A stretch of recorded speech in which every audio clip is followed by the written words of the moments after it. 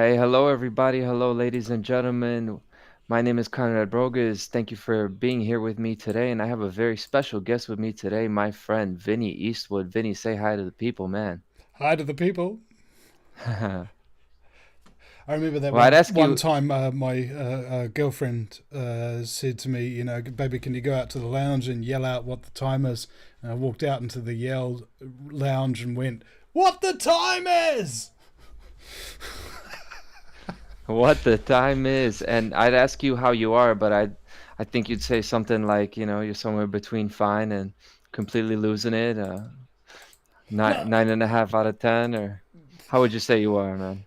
I would probably say maybe. How do I answer that correctly? I'd probably say maybe 1.2 out of 10. It's pretty bad, but it could be worse. Well, there you go. Could be worse. You are still, of course, a man who is still they're trying to put you in jail for peaceful assembly and completely non-disruptive assembly and speech, right? Oh yeah, we are waiting on the outcome of that trial at the moment, and I, yeah, it was supposed to be on the 10th of October, and it's been a long time since that already, and I'm still struggling with it, kind of thing. It's just taken forever. Yeah, it seems like they don't want to give you a quick or easy end to that one. Yeah, I mean, which is if this was porn, that'd be a great idea, but that it's yeah, it's pretty average. Average is one way to put it, another way to put it would be traumatic as hell. Yeah, I've been on the edge quite a bit. Uh, Rage and depression kind of take over from time to time. So it's difficult to remain lucid, I think would be the operative term here. Because when stress and anxiety is affecting your brain, it deactivates your neocortex, your primate brain, which does all your thinking. And so, if you can't think, I mean, how are you going to create? I mean, my job is editing and making things that don't exist, and I can't do it. The concentration is just not there. So, yeah, it's been a struggle just even to do the show once a week for an hour. And an even bigger struggle to actually archive that show, which takes another hour. Like that's a big week's work for me. It's so hard, and there's all these other things that are going on that I'm doing that aren't show related in the Right. background, as well as dealing with all this court case and band broke up over COVID and so many of those things that you would consider to be your support um, pillars in your life have all kind of gone World Trade Center 7 on me in the last few years. So where once I had an audience and a career and an income, I've now been deplatformed and lost all my content. But I did get a message from Kelso today, Dave Kelso over at PSEC, Paradigm Shift in Educational Comedy, and he said that one time he downloaded nearly 300 gigs of my old shows off of YouTube, and he's setting up a transfer thing over the next month to be able to get those to me. And so that's great. I haven't lost absolutely everything, just most things. And this is a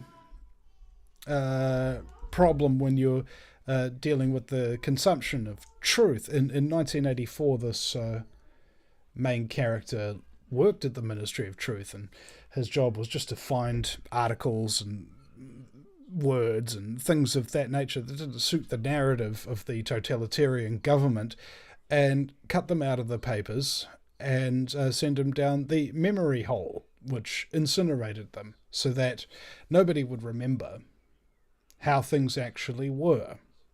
And so you could control the narrative of everybody forever. Now,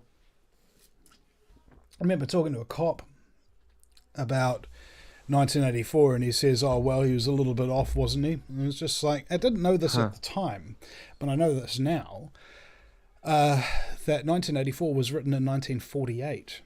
Okay, he just switched the numbers round. What he was saying was an allegory for everything that was happening right then in his time.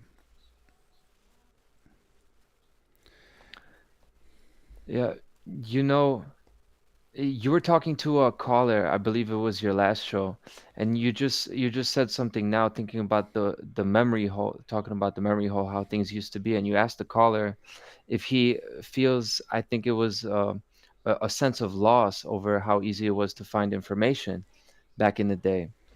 I was just listening to that, and me, I don't even remember those times, but it is a scary thought to that it used to be just be one way and it'll never be that way again, and now we have, you know 2023, and if you wrote 2032 today, what will things be like in 10 years? Will you even be able to find this show or those 300 gigs that you were talking about?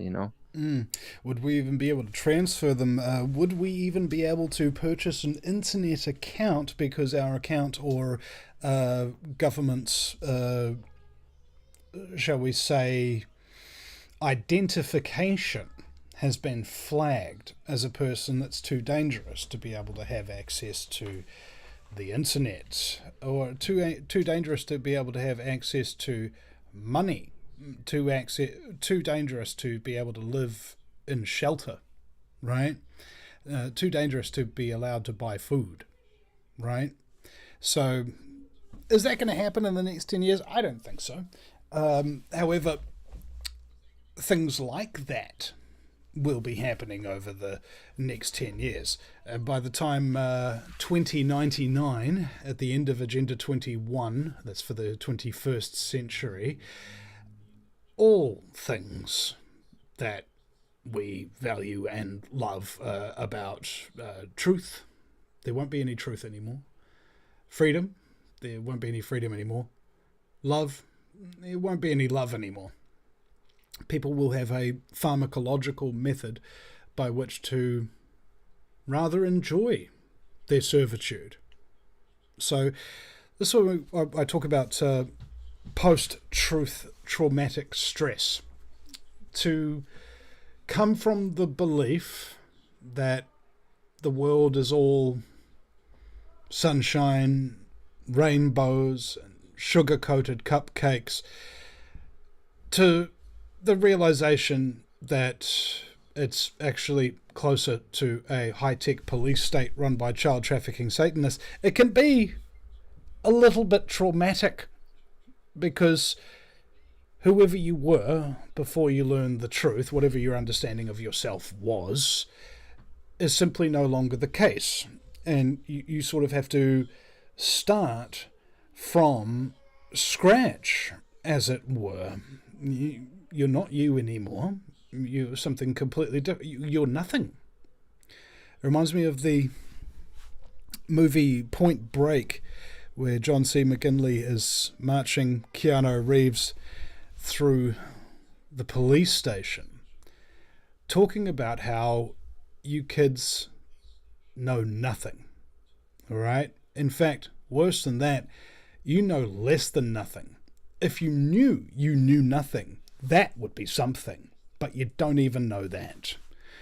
And to be in that kind of situation where it's like going into the military, where they break you down and they abuse you, they traumatize you, they make you do mindless, repetitive tasks, they've got fluorescent lighting, they sleep deprive you, there's a central authority that can't be questioned, the nutrition is very poor, and everybody who speaks out of turn and doesn't toe the line will get henpecked, as it were, by your fellow soldiers.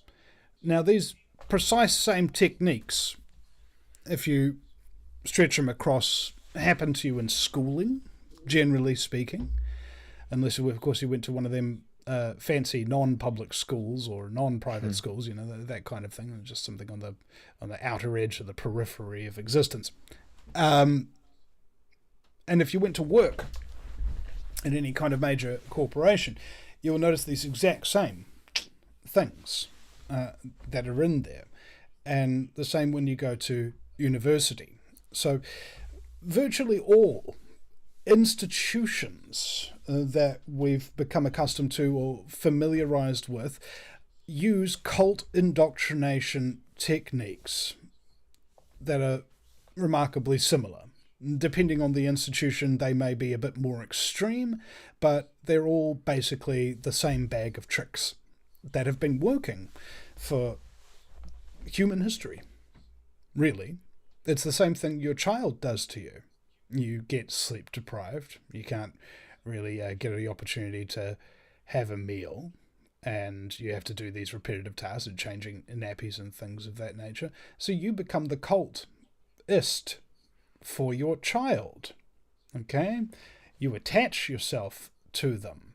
And that's precisely what happens in these institutions to a lot of individuals. Most individuals will detach from themselves and attach their sense of identity to these institutions who dangle a prize in front of you. You're going to be a Medal of Honor recipient one day. You're going to have a high honor degree, or you're going to have the top score in the class in your qualifications, such and such, and blah blah blah. Now, when you get the prize, on the other hand, you realize that it's pretty hollow and it doesn't actually mean anything. And then they start telling you, hey, there's actually another prize over here. And if you've been thoroughly indoctrinated to make you stupid, to disable your instincts, and to endure pain for other people's benefit, you will likely chase after that new carrot and traumatize yourself even further, depending on how long you've actually been going about this. For example, I looked at the statistical data on the views of one of my videos, probably 10 times more views than I normally get on a video. This was one about Billy TK and myself being convicted of standing within 2 meters of another person and being sentenced to 3 and 4 months prison, respectively. The audience demographics were quite interesting. The ages of 0 to 16, 0% of the audience. 16 to 25, 0% of the audience. 25 to 35, 0% of the audience. 35 to 50, 30% of the audience. 50 to 65, 30% of the audience. 65 and above, 30% of the audience. Now, that seems interesting. Now, what that... Sorry, Vinny, go ahead. sorry to cut you off, but that is interesting because that's just about what mine look like. Mine, I'm 27. Mm-hmm. And you'd be the one person on the thing that spoils the whole algorithm of this recognition. So, there's a number of reasons for this, I think. Now, I don't know for sure, but what my theory is that by the age that you've gotten out of high school, you'd be, 17, 18. So you've gone through cult indoctrination standard. After you get out of high school from the age of maybe 17 to about 25, you'd be going to some form of higher education, or you'd be getting your first job or something like that. So there's another bunch of years out of cult indoctrination. After you graduate from university or you get promoted at your job, then you go into a completely different sphere where you have to go into the full-on work mode where you're not learning. You're not being prepared or anything like that. You're just doing things.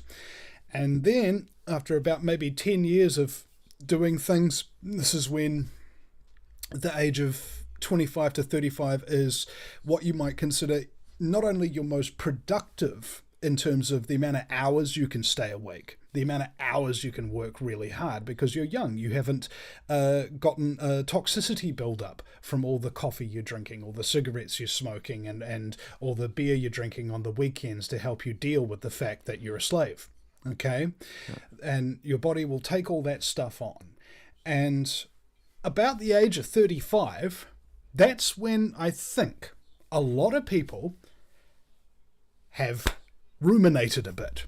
And they think, hey, you know what? People have been dangling carrots in front of me my whole life. And I've been miserable the entire time. And none of the stuff actually makes sense. I don't feel like I've got any purpose. And then they start looking at the truth. Hey, this guy says 9/11's an inside job. Hey, this guy says vaccines are soft kill bioweapons. Hey, this guy says that climate change has been happening for billions of years, and that human beings are not the prime cause of it. Hey, this guy says that my birth certificate is actually a stock receipt on the New York Stock Exchange, where people can buy and sell me and everybody else as live stock. Right? These things are like, whoa, to somebody who's 35 and had no previous concept that such truths could happen. All right, so what that means is, at that point, you will have the darkest realization ever. I have just spent potentially half of my lifespan learning bullshit and being indoctrinated, and I have no idea who I am. And I have no idea what's true. And that is a panic-inducing moment. You won't go through this without trauma. If you've been brought up with the truth and what have you, and I haven't necessarily met anybody who has been, because most of the time it's some kind of inciting incident that happens to you during your life that will make you question, and then maybe another inciting incident after you've denied it for a little bit will force you, basically, through lack of choice. You'll feel obligated to start looking at the truth. And at that point, you're going to go into this, what they call rabbit hole. And the whole world becomes topsy-turvy. Now, usually you'll be doing all this learning by yourself. You won't be talking to your friends about it, because every time you do, they'll call you a conspiracy theorist, tell you to shut up, you know, or say that, hey man, just have another beer and chill out, bro. Like, what's wrong with you? Which makes you even angrier, because you're already quite angry that the truth has been kept from you. And the more you discover, the angrier you get. And the more excited you get, and the more motivated you are to open your big yap and tell people about this, because you think it's important, because you think that it's going to benefit them. And then you become very depressed when you realize that they don't want to listen, that they don't want to benefit from this information, principally because they're looking at you in your, I don't know, sort of like a prepubescent psychotic state, after you've had a radical realignment and a severe trauma. You can't think clearly. You can't concentrate on ordinary things. You can't read people's expressions and things like that anymore, because you're filling your head full of all this truth. Thousands and thousands of hours of documentaries and radio shows with people who are way smarter than you, who are talking about stuff that you don't even understand yet. And immediately after listening to it, you run out and start telling people this thing that you just learned and didn't even watch twice. And you're surprised why they don't listen to you, why they don't see you as an authority. Which will make you even more of a social outcast, which will make you, even more split from social interaction, which we need as human beings, which is piles the trauma on top of trauma, like a snowball. That's right. And I noticed after I was on my bail conditions, I wasn't allowed to leave the house for 6 weeks. And then we still had lockdowns and things of that nature on top of that. So my human interaction went to virtually zero. And when it was all over and I was actually finally able to be invited to a party of some description, it took me the first 3 to 4 hours of that party trying to be able to talk to a human being, right? Because I've been stuck in my head the whole time, not interacting with people in person. I couldn't read anybody. I couldn't understand what they were thinking or feeling based upon the expressions that they were giving to me. And this was a truther party where you should be comfortable. Wow. and that kind of thing. So it was a significant step back in my ability to socially interact. And I've realized lately that most people don't actually like me. Most people don't actually respect me. Most people think negatively of me, of my behaviors, of the words that I use, of the actions that I take. And I'm not talking about the general public here. I'm talking about the truth movement. Yeah, you're supposed to be your people. Real quick, what you described about getting out those first few hours, not being able to read facial cues, this kind of stuff. You know who that resembles? That resembles people who were in solitary confinement, like in maximum security prisons. Yeah, and that's exactly what I was in. I went from 28 hours in solitary confinement in prison to 6 weeks of solitary confinement at home. Yeah. Very difficult to talk with my my ex-wife, Sarah, at the time about anything. When I came out of there, I remember trying to make her coffee in the morning, and I was just crying at the bench. And this sort of thing, it must have been incredibly traumatic for her. And that's what people don't necessarily take into account a lot of the time, is that when a freedom fighter, for lack of a better term, gets the sharp end of the tyranny stick, it's not just them. It's all the people in their direct circle, that would be your family that you live with, and partners and things of that nature. They bear the brunt of it. And then it goes out peripherally, because to see your friend being arrested, my mate Mike, when he saw it, he got depressed for like a full 3 weeks. Barely could leave the house. Conveniently, it was locked down, so he couldn't really do that anyway. But still,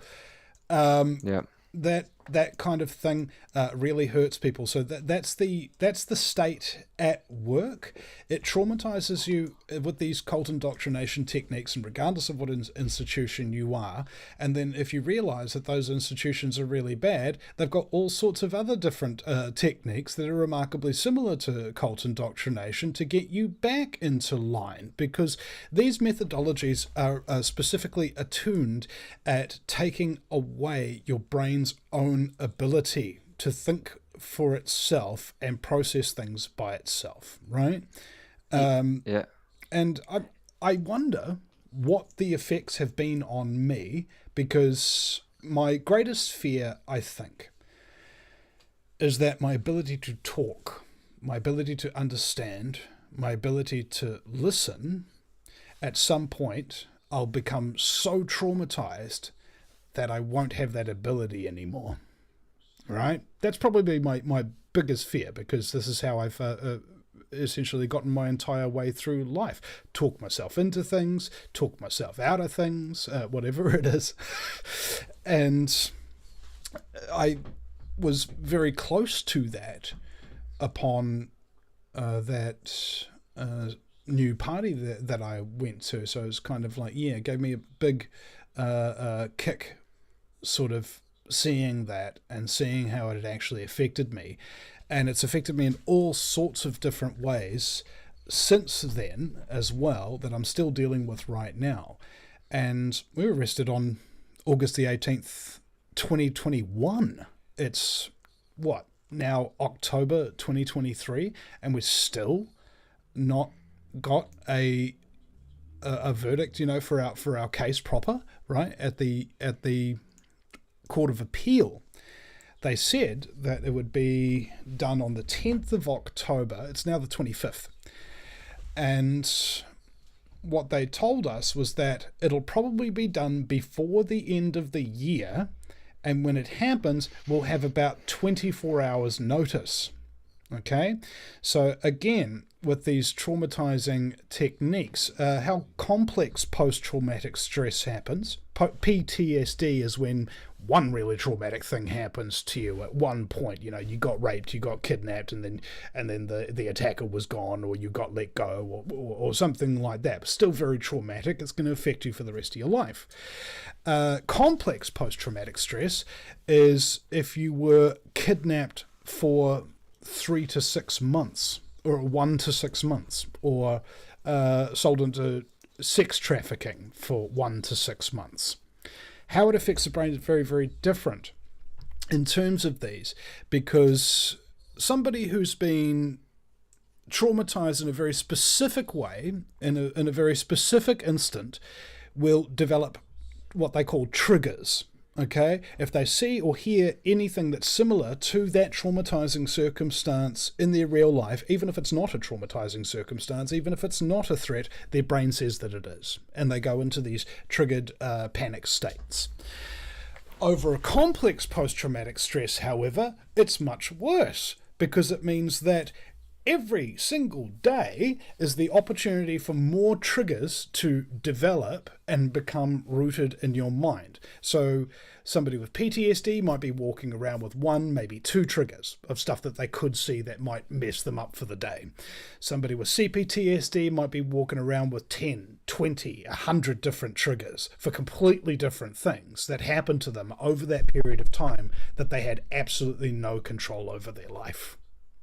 So, court, police, mainstream media, aggressive conversations, lots of things trigger me and can, depending on the incidents, make me have a full-blown panic attack. And so I'm not the same person I once was. I'm now hypervigilant. I'm now much quicker to anger, much quicker to go into deep states of depression, much quicker to just all of a sudden, upon some piece of information being given to me, go off and cry. Right? They've cut the legs off me, emotionally and psychologically speaking. Now, potentially, I may have to be like this for the rest of my life. People would fear and what have you, but I don't think that's the case. I think once the trauma goes away, yes, you've still got all these triggers, and you can't just get rid of them by reading a book or getting a counselling session or something of that nature. It becomes something that you actually have to work for a significant period of your life on to get rid of, right? That's what's problematic about complex post-traumatic stress and the generalized trauma that virtually everybody suffers during these institutions. They have these triggers on you, and that's why when you try to wake people up to them, you traumatize them and you trigger them. That's why you might see those responses on social media or even in real life when people get immediately very upset with, like, this came out of nowhere sort of thing. You ever had those kind of conversations where somebody gets immediately aggressive because you've told them some piece of information that they're not willing to accept, right? Yeah, that's right. Especially in the big city like me, you'll be trying to just have a conversation, just trying to talk reasonably, and then all of a sudden it's that response, like you just insulted them personally. Deep, deep personal, emotional reaction. Mm-hmm. Because their little ego, okay, which means your sense of self. If you don't have an ego, there's something wrong with you, okay? I know this because Dr. Sam Vaknin told me that psychopaths have no ego. And I was like, what do you mean by that? And he says, well, Vinny, if I insult you, call you a rude word or something like that, or tell a vicious lie about you, you'll be hurt by the fact that I've done that, because you have a sense of yourself, you know what you are and you know what you are not. And when people tell you that you are what you are not, what you're clearly not, you will get offended and you will get upset by it. Psychopath doesn't have that problem. You could call them any name under the sun, and it could all be true or untrue, and it could be the most abusive language you could ever conceive of, and it just right over their head. They feel nothing. Okay? That's why when you see people like Luke Rudkowski or in New Zealand, John Ansell, going up and ambushing these corrupt politicians and globalists and things of that nature, do they appear rattled? Or do they just kind of sit there and process how to get out of this and how to prevent you from coming at them again and how to potentially destroy you if you make them angry enough, right? It's not being done in an emotional way. They're not offended. They're not hurt. They just don't like you. And they want to do something to stop you from exposing them. So if you are... sorry, go ahead. Well, I'm sure those powerful people, if you're talking about the Satanists, the social engineers, they would say that that psychopathy, that ability to react to things unemotionally would be an advantage. And I wanted to respond and go in the direction that maybe on the surface, in that situation, it might be an advantage. But, it's actually a disadvantage because it's really all about emotional health, your range of emotions that you can experience. This is what makes you a real able human being after you could heal the trauma. But that's why, that it goes back to what we were just talking about. If you don't heal, you don't have that healthy range of emotions to be able to respond and make the most of them as tools. Yeah. But go ahead, Vinny. Do they have an evolutionary advantage? Well, it depends what you're trying to evolve into. Are you trying to evolve into somebody who has more money, more power, more sex, and no spirituality, no emotion, and no true care? If that was the benchmark for what they're trying to achieve, then yes, psychopathy gives you a quote-unquote evolutionary advantage. However, if you're trying to build love, if you're trying to embody truth and facts, and you're trying to advance the human condition or the understanding of the human condition, psychopathy doesn't help you terribly much. However, what you can do as a psychopath is you can find people who do have those things that you don't, and steal all their ideas, claim that they're yours, and have everybody worship you for being something that you're not, and you feel great about it because you actually believe that you are that something. Because psychopaths not only can pass lie detector tests, all right, they can even disassociate themselves from previous behavior.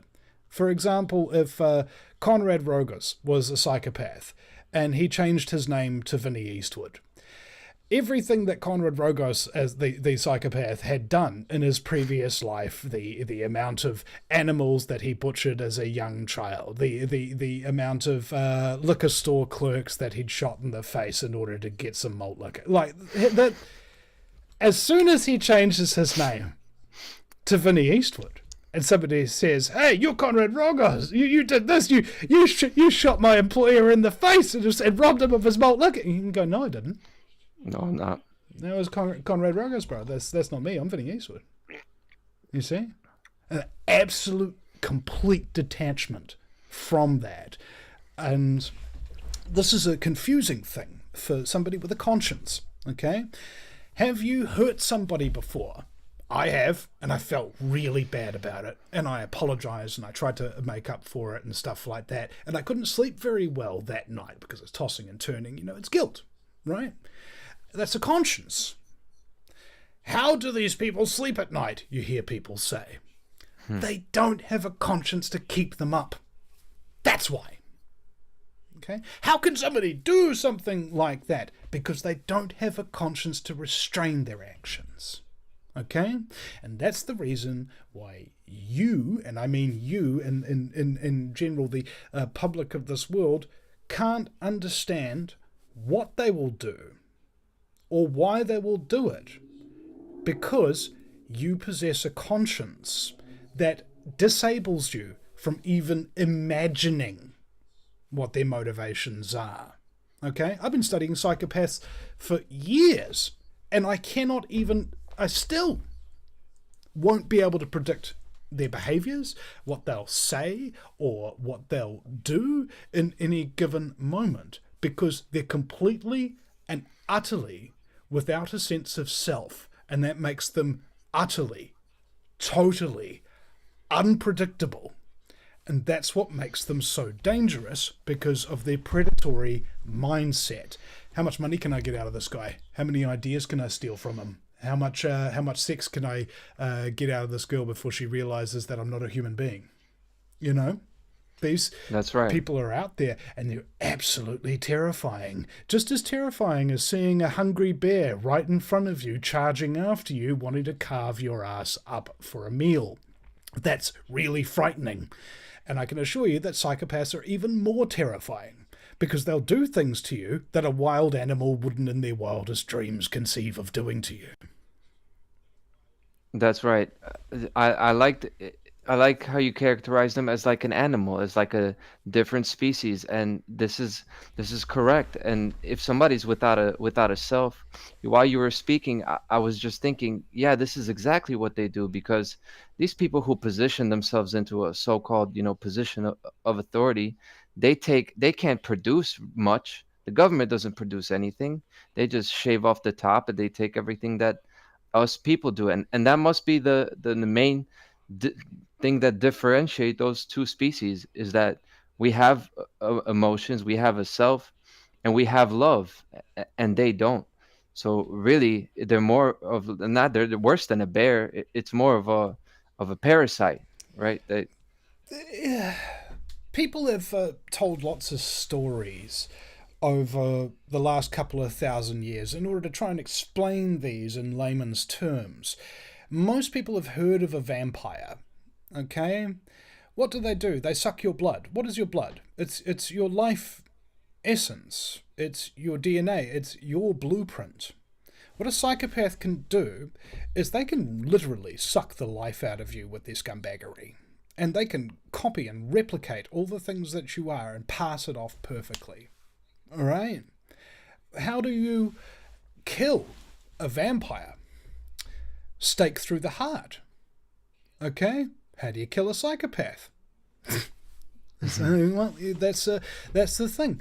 And why are vampires afraid of light? Okay? Light is to expose, as to use the camera terminology, and that is widely understood to be the main fear of a psychopath, is to be exposed for exactly what they are.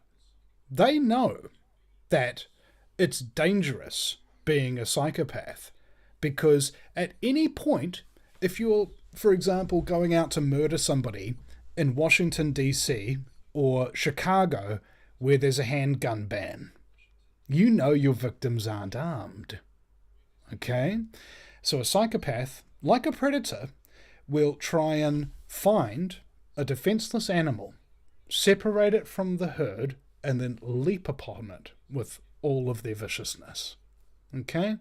That's why a lot of people get sucked in, because psychopaths are very charming, very enchanting when you first meet them, but ultimately shallow and have few meaningful, long-lasting relationships.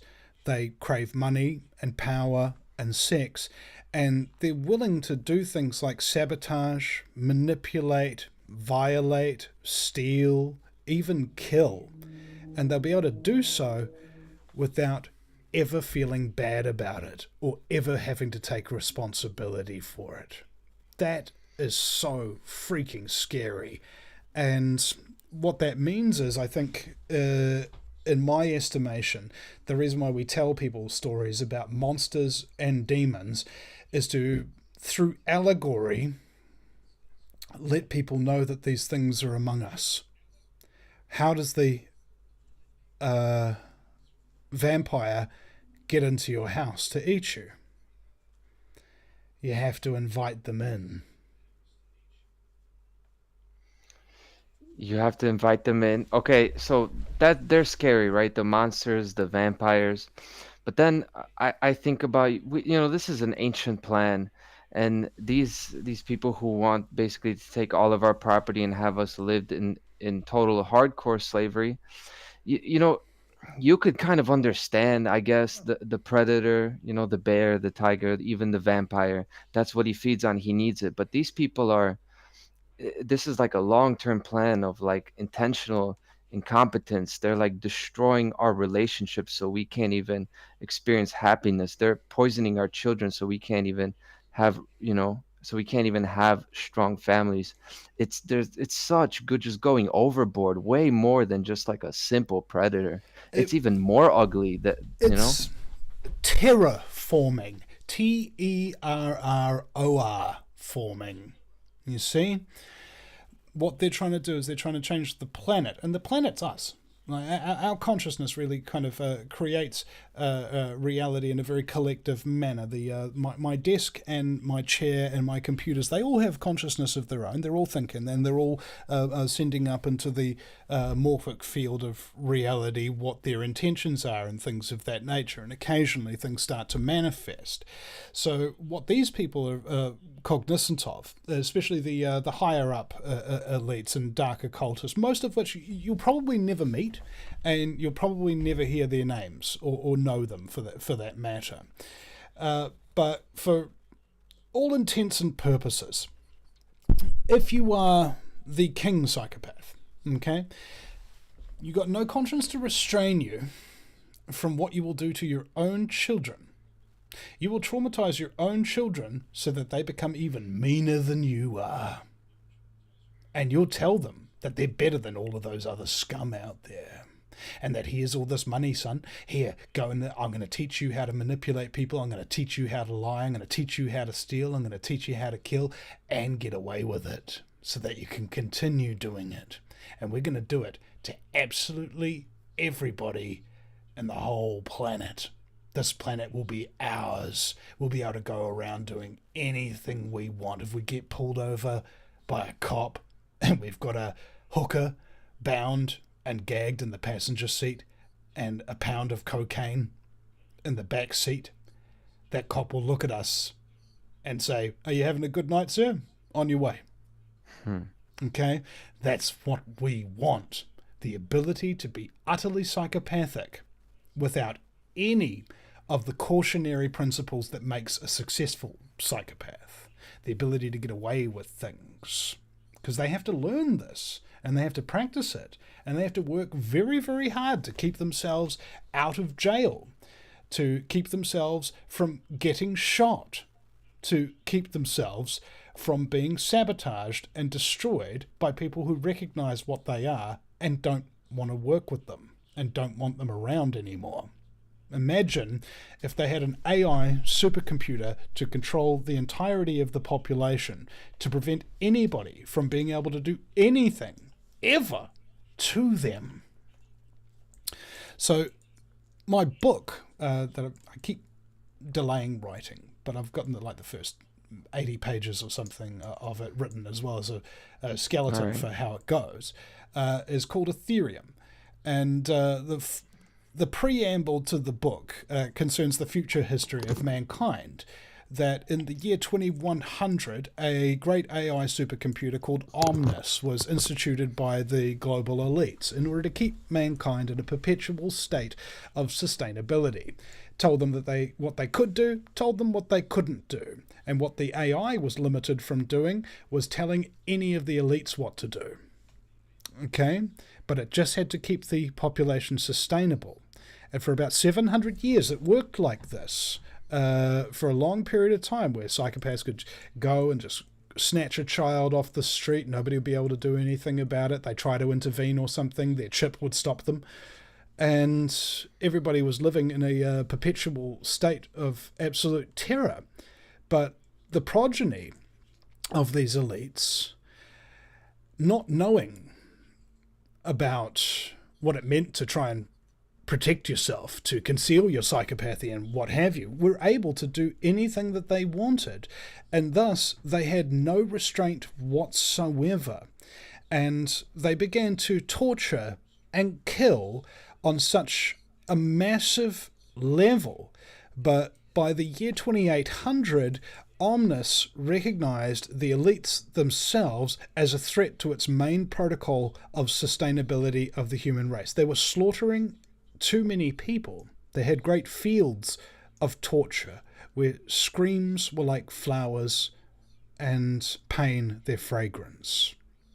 Omnis decided that they needed to be wiped out. And because all of these elites were being served by AI androids and robots and things of that nature that the AI itself controlled, it didn't find it that difficult. It managed to slaughter them all. The whole solar system wide cleansed it in 43 minutes. Then the elites, some of them, one family in particular, did not trust the AI from the outset and had installed a kill switch so that if it did ever come after them, that AI would be disabled. And they did manage to get the kill switch clicked off. So at that point in humanity's history, they suddenly had no elites and no machines controlling the vast majority of mankind anymore. And the whole human race erupted in this gargantuan celebration. People were playing music and dancing in the streets and painting the walls of office buildings and all this art, all this invention and things that people had had to keep to themselves for their entire lives, many of which generation after generation had passed down ideas and thoughts and instruments that had been kept hidden and concealed. And this celebration evolved this community spirit where everybody suddenly knew that it was wrong to control everybody, that it was definitely wrong to torture anybody, and it was certainly wrong to stop people from experimenting and expressing themselves. And the human race created a protectorate, which meant that the only force of institution where anybody could have any of their God-given rights taken away from them was if they were taking those rights from somebody else first. The protectorate was very successful. It made a lot of money, and technology started to develop very, very fast, far beyond what anybody would really conceive at the time. Approximately 300 years later, in the year 3100, Guy created what he called the quantum diaspora drive, which was able to replicate the resonant frequency of one space and get it to translate to another. What that meant was they were able to encase spaceships in a field and then pick a point in space that they would immediately shift to. They saved so much time and so much energy from doing this that it completely revolutionized the ability for trade and, in particular, migration. Generally, you can't go to an area unless there's, a supermarket or something of that nature. How are you going to survive wherever you go? And at this point, they had made distance mean nothing. So if your nearest supermarket is 200 billion light years away and you can get there in a second, that means that you could colonize anything, anywhere. And one guy had the crazy idea to try and jump to an adjacent galaxy and return safely. And he was successful. And in the time set in the story, it's the year 4092, and humanity in this protectorate had expanded across 6 galaxies, and they're now just prospecting the 7th for mining resources and things of that nature. But each new galaxy that humanity discovered and colonized, they found remnants of a much more ancient civilization that was there, that left monuments warning of a great beast that lurks in the dark places between the galaxies, and that it's hungry, it's coming, and there is a weapon to defeat it. I got 2 thoughts. One is that I think I know the basic. I'm not gonna give it away, but you know, while you were saying that, and especially there at the end, I'm like, I know what this is, and I know what I think I know. But a second thing is, man, I didn't expect to get this, you know, preview synopsis. Have you? Is this an exclusive for here, or have you told people I've about what you got there? told people in person. I haven't done it online yet, and that's just the preamble. That's everything that happens before the story actually starts. Oh, because then, you know, then I'll just say, because it sounds like in just different. Obviously, you added more to it. You did it your own way, but it's really the history of this world, right? Yeah, it's an what you might call a meta allegory, Okay. so that you can make one thing appear one way, and yet conceptually it's built up of these component parts where if you're looking at it one way, it'll appear that way, but if you look at it in another way, it'll also appear that way, and if you look at it in a different way, it'll appear that way too. So I got the idea off of the director's commentary of Starship Troopers, and what was interesting is that the maker of the film, Paul Verhoeven, who's the maker of RoboCop, he said that this was a sarcastic movie that was trying to make people recognize the lack of value in totalitarianism. All right? Now, people who watch it with that lens go, whoa.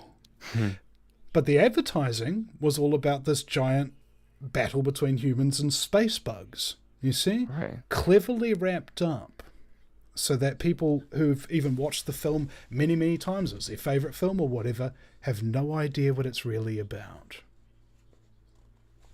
Yeah, it's brilliant, because when you mentioned the AI and the elites, you know, that's like the previous species, those ancient civilizations, and then humanity was left alone, right? And we made the protectorate, which is, you know, to me, that's the government, right? And then we had instant communication, we had money, and meanwhile, the great beast is coming, you know. So how do we defeat the great beast? Well, it's kind of like a bit of a spoiler alert there. So, That's right. the very things that free humanity can also bind them, and the very things that bind them can also free them if they're reverse engineered or used with the opposite waveform. So what happens is the beast comes along across the 7th galaxy while Kemper, Frost, and Rosario are prospecting this new pyramid, and it's the oldest pyramid that they've found yet, with the clearest distinction of the prophecy. And while they're in there, it starts shaking, and they manage to only just barely escape the collapsing roof of this pyramid as they get out to their ship. And when they get into space, they realize that space is shaking. And then they see it. This giant, tentacled beast, many, many, many times the size of a galaxy, gobbling up suns, hundreds of billions of them, and planets, just crushing them all into nothingness, into its giant maw. And these guys are absolutely terrified. They're in the worst shock that they could ever conceive of. There's a creature out there that can eat an entire galaxy just like that. And they managed to get away from it only barely by the skin of their teeth. And this thing has a massive gravitic pull that attracts everything to it and sucks it in. So they had to pull their drives to full power in order to escape, which is extremely dangerous. And they find out why when they appear on the other side of the reach, where the guy's face is floating off of his head a few feet from him. And he starts to freak out. He's like, oh my God! My face is off! My face is off my forehead! And they go, no, bro, just take a deep breath. And you go, see, there you go, bro. You're all back together again. Full diaspora exposure.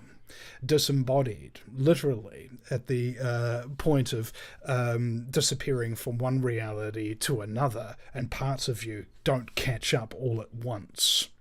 They find the ship that's floating out there just in the void. It was watching what this thing was doing. And on board, they couldn't find anybody alive. They just found this kind of black goo. The pilot looked like he'd exploded out in all directions, like every pore of his body had just poured forth with this kind of gooey type substance. And they suddenly hear this screaming coming from a room called the resonating chamber. And as they're going through to that resonating chamber, they see a dermatology lab. And they're like, what the hell is this ship? And this ship is really ornate, like it's beautifully designed, so sleek, so much craftsmanship had gone into it. It looked like the most expensive thing that they could even conceive of, with beautiful technology and wonderful looking stuff all over the place. And so when they get to the resonating chamber, they see this guy screaming in a spacesuit, and there's no oxygen in the ship. It had been depressurized, so they repressurize it, and this guy starts screaming and telling them, no, don't do that. And they hear this whale song, and that black goo that was on the ground in the no oxygen environment got up and started moving towards them, and it was incredibly strong. It broke through the bulkhead door, grabs this person, crushes their space suit visor, and puts its goo all over his face and his body and through the suit. And then this guy starts to erupt in these gargantuan blackhead-like pimple formations all over him. And he explodes in all directions, just like the pilot did. And this creature managed to grab Rosario, the junior on the crew, and has just almost crushed his visor and gotten a little bit into him before they managed to depressurize. But unfortunately, he's been infected. So they have to go to the dermatology lab, and without oxygen, he has to take his visor off, and it runs a gravity purge on his cellular structure, where it presses everything, and it makes all his pores explode outwards, and it captures all this gunk in a little what would you call it, a quarantine jar. And they bring him back to life. They put his suit back on, and they say, bro, you look 20 years younger. And this ship, they have to use it because their own one's damaged, to go to the 6th galaxy to warn them about what's coming. But when they get there to tell them about it, nobody believes them. And it's only once they do a demonstration out of desperation with a proto-rat, because in this universe, it's illegal to experiment on sentient life and organic and stuff like that. So they create these what you might call android animals, which have a biological system, but they don't have any of the associated soul of an animal, as it were. And they experiment on this in a big conference hall in front of people, and they show what this goo does to a living organism. And it explodes out in every direction, and everybody suddenly freaks out. And while this is happening, the stars in the sky start disappearing. Little girls like looking up at the stars, and her dad's teaching her astronomy, and then they notice that one of the stars is missing. And then another disappears, and then another, and all of a sudden hundreds of them start disappearing out of the night sky. And suddenly people all across the planet there and across the whole galaxy there really just start kind of like screaming, because it is terrifying. Like this giant cacophony of quadrillions of human beings, terrified screams start happening. And this galaxy gets consumed. The guys manage to escape it because they had a plan. They figured what the weapon might be. The diaspora drive had a weapons element to it. It could transport you to another thing. But it might, on the other hand, be able to erase what it has. And this is what happened to the fifth galaxy. There was an experiment there on the edges of the fringe, and a huge sphere of nothingness was in that galaxy. It looked like a pizza rotating with a huge bite out of it. And what these people had done is they'd managed to extend the diaspora field across a massive portion of the galaxy in order to collapse it in on itself. So instead of transporting one thing to another location, they would make both locations mash and disappear altogether. And this was a big breakthrough, but also at the same time, it was an experiment that they didn't know the cost of. And so they lost like trillions and trillions of human lives in this experiment, unwittingly, all these planets and things of that nature surrounding the blast zone. Now, right on the very edge of this is a planet called Gilgamesh.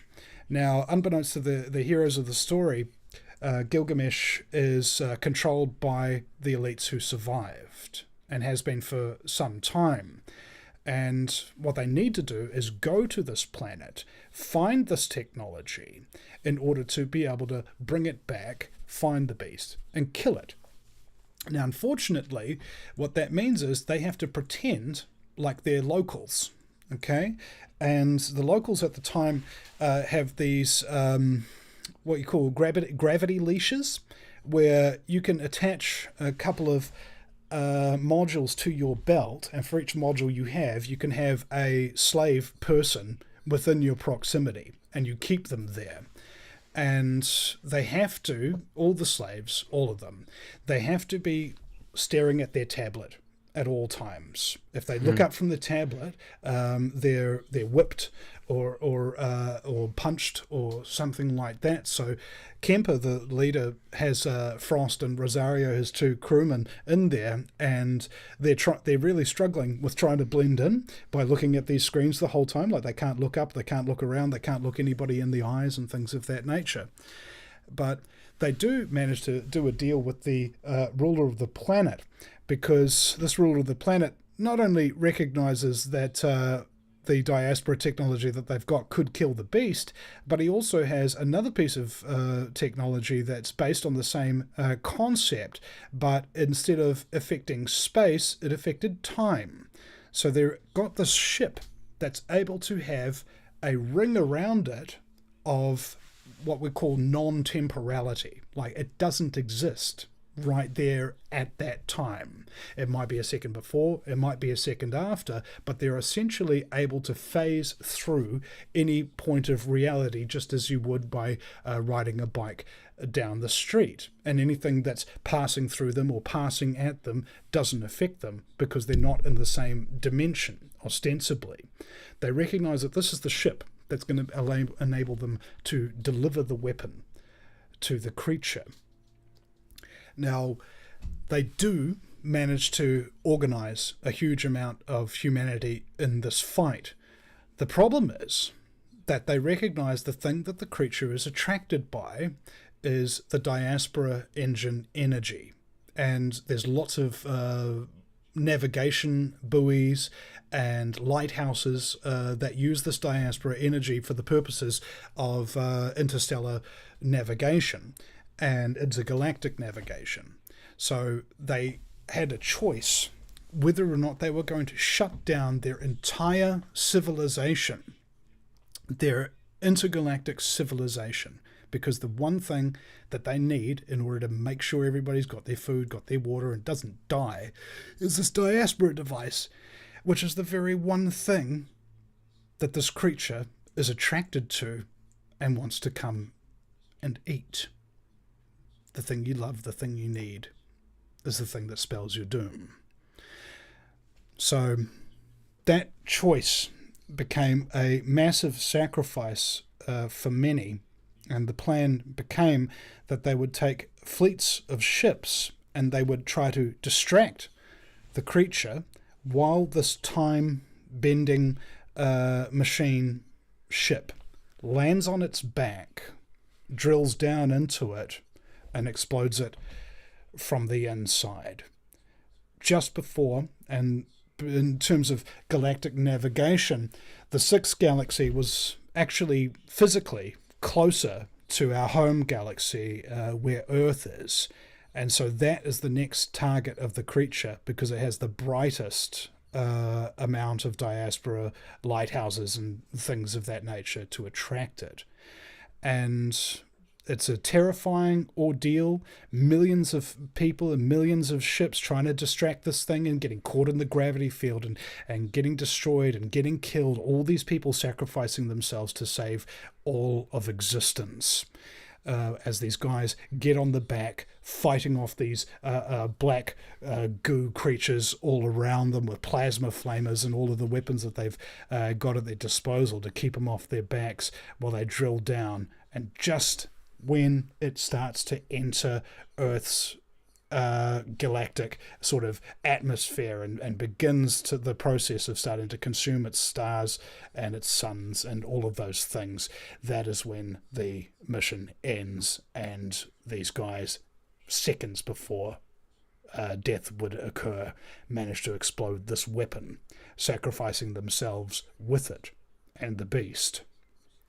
And the Protectorate decides that in order to honor these people who sacrificed so much to save all of humanity, that they would construct giant monuments around the galactic fringe to not only remember these people, but to warn them in the future of what might come again. Well, I kind of can't believe I just got all that. And your memory of that is pretty good. It just told that story just like that. I mean, it's no wonder. I didn't even know you were writing a book. You know, I had some more things to talk about, but I think we should end it with that. You know, I'm looking forward to, you know, to reading that, and hopefully, Vinny, you don't have to finish that book in jail. You know? I mean, to be honest, that was one thing I was thinking to myself, man, maybe I could finish my book in jail. I wouldn't have any other distraction. Somebody said that to you. I don't know if it was, I remember I was watching your show and I was just like, God, man, don't say that. hey, man, you know, what my mate DK says is that if they send me to jail, they'll be handing me an army, because my career is built upon the disenfranchised of mankind and the things that they're really upset about and what have you.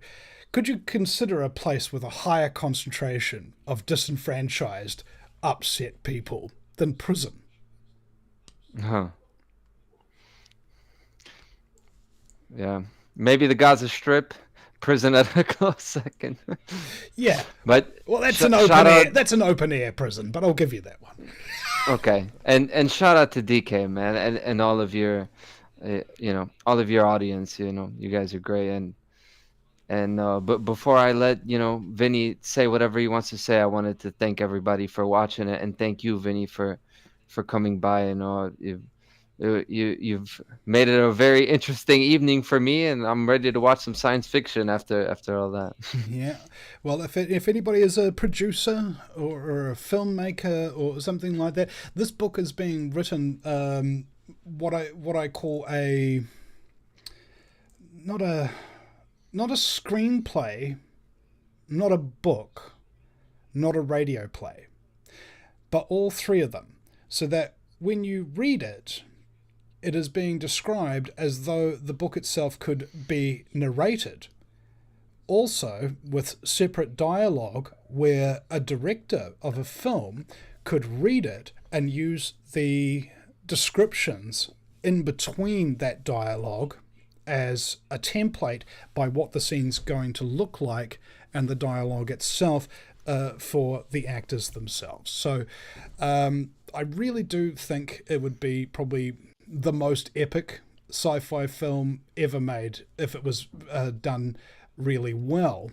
And the reason I think of this is because everybody's seen the end of the world in a movie. Everybody.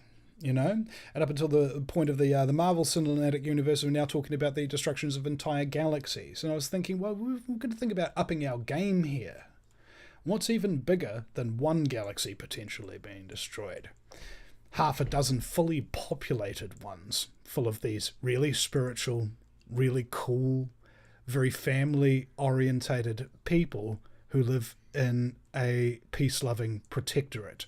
The loss of that is something so visceral in scale that it basically staggers people. It blows them away, and that's what you really need to do sometimes when the image is not big enough. Just blow it up a little bit, and you'll have the effect that is desired. And with that, it's a wonderful pleasure to have been speaking to you, Konrad, and to your audience as well. Thank you guys so much for listening to my random ramblings. But I hope that some of you might have taken something away from this, something that'll help you get through tomorrow, because tomorrow never comes. It's always approaching, but it never comes, because as soon as tomorrow gets here, it's always today, isn't it? And so you got to enjoy today and look forward to tomorrow, even though it's a place you'll never get to. Just like you should focus on trying to perfect yourself, knowing that you'll never actually achieve it.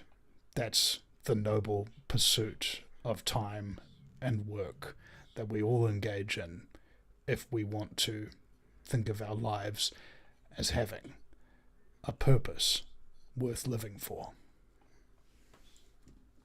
Beautiful, Vinny. Amazing as always. And I hope you do get that help you need and make that best science fiction movie ever. Epic. Big ol' epic. Awesome, man. Cheers, brother. Thank you so much, everybody. And we'll see you again sometime at thevinnieeastwoodshow.com. That's Vinny with a Y, because it's the most important question.